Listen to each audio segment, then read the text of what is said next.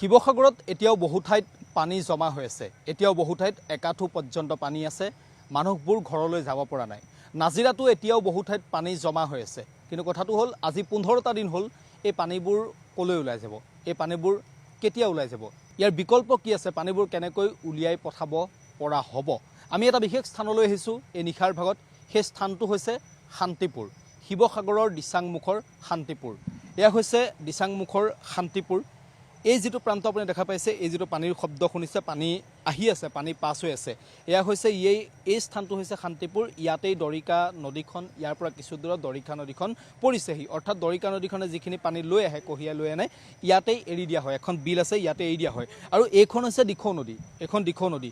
এই দিখৌ নদীখন ইফালৰ পৰা আহিছে আৰু দিখৌ নদীখন ইফালৰ পৰা আহি দিখৌ নদীখন ইয়াত সংযোগ হৈছে। আৰু ইয়াত এখন স্লুইচ গেট আছে। স্লুইচ গেট ইয়াত এখন আছে। আৰু এই স্লুইচ গেটখনতেই এতিয়া এই মুহূৰ্তত কাম চলি আছে। পানী নিষ্কাশনৰ এই মুহূৰ্তত কাম চলি আছে।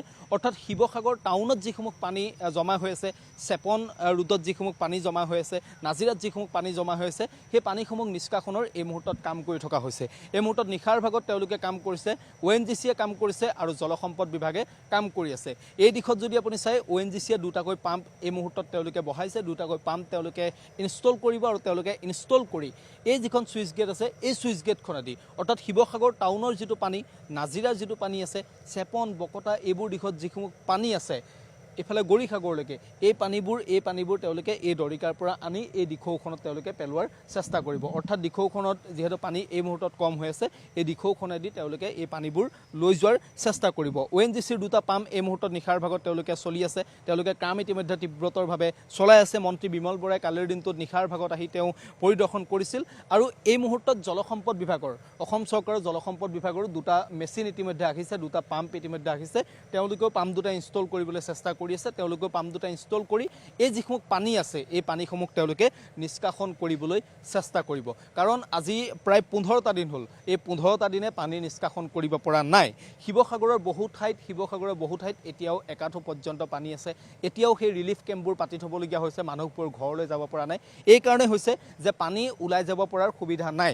এতিয়া যদি আপুনি চাই যে দিখৌ, তাৰপাছত আমি যদি দৰিকাৰ কথা কওঁ, যিটো ৱাটাৰ লেভেল, সেই ৱাটাৰ লেভেলটো অৰ্থাৎ ডেঞ্জাৰ লেভেলৰ কিন্তু ওপৰত আছে। ঠায়ে ঠায়ে ৱাটাৰ লেভেলটো ডেঞ্জাৰ লেভেলৰ ওপৰত আছে। যাৰ ফলত কি হৈছে, পানী যিটো কঢ়িয়াই নিব লাগে, সেই পানী কঢ়িয়াই নিব পৰা শক্তিটো নাইকিয়া হৈ আছে। নাইকিয়া হৈ থকাৰ লগে লগে পানী ওলাই যাব পৰা নাই। নাজিৰাৰ বিভিন্ন প্ৰান্তত পানী জমা হৈ আছে, শিৱসাগৰৰ বিভিন্ন প্ৰান্তত জমা হৈ আছে। আৰু এতিয়া সেই কামটোকেই জলসম্পদ বিভাগ আৰু ONGCয়ে যুটীয়াভাৱে সেই কামটোকে তেওঁলোকে কৰিব বিচাৰিছে।